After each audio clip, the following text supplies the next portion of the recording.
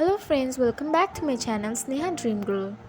তো আজ আমি বানিয়ে দেখাবো দই বড়া। তো সবার প্রথমে নিয়েছি বিউলির ডাল পেস্ট, এর মধ্যে দেবো হাফ চামচ মৌরি, পরিমাণ মতন খাওয়ার সোডা আর স্বাদ মতন নুন দিয়ে এটাকে ভালো করে মিশিয়ে নেব।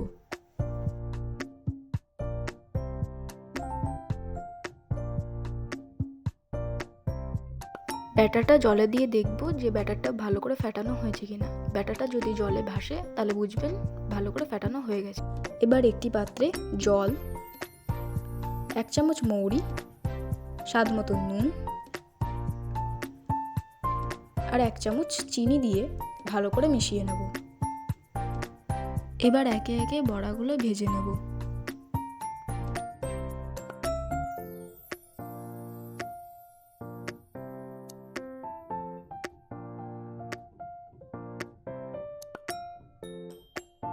এবার উল্টে পাল্টে বড়াগুলোকে লাল লাল করে ভেজে নেব।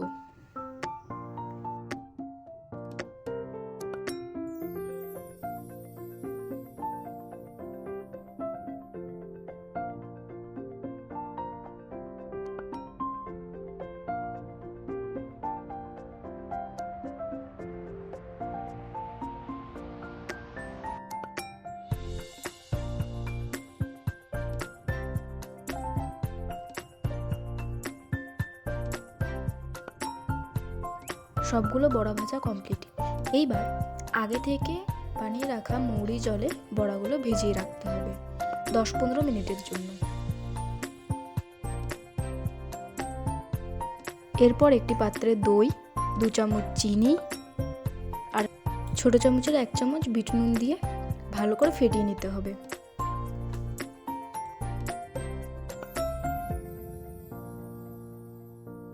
এরপর দই বড়াগুলো তৈরি করে নেব।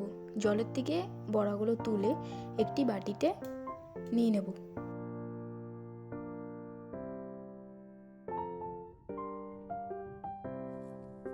এরপর বড়াগুলিতে আগের থেকে ফেটিয়ে রাখা দই দেব 4 চামচ করে।